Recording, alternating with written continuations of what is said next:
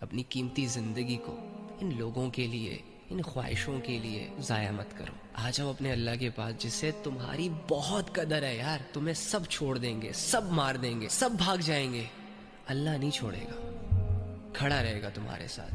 وَهُوَ مَعَكُمْ أَيْنَمَا كُنْتُمْ وَاللَّهُ بِمَا تَعْمَلُونَ بَصِيرٌ. اللہ کہہ رہے میں تمہارے ساتھ ہوں. ڈزنٹ میٹر کہ تم میری مانو نہیں مانو، میں پھر بھی تمہارے ساتھ ہوں. واللہ بما تعملون بصیر. تم جو کچھ بھی کرتے ہو میں اسے دیکھتا ہوں. دیکھنا تو میں یہ چاہ رہا ہوں کہ تم اچھے اعمال کرو، آخرت بناؤ، عبادتیں کرو، علم حاصل کرو، لوگوں کے ساتھ بھلائی کرو. دوسری جانب اگر تو کوئی گناہ کرے گا تو اس گناہ کو تو مجھ سے چھپا نہیں سکتا. اگر کوئی بے حیائی کا کام کرے گا تو ٹھیک ہے، دنیا سے تو چھپ جائے گا، لیکن مجھ سے تو نہیں چھپ سکتا کیونکہ میں اس کو دیکھتا ہوں.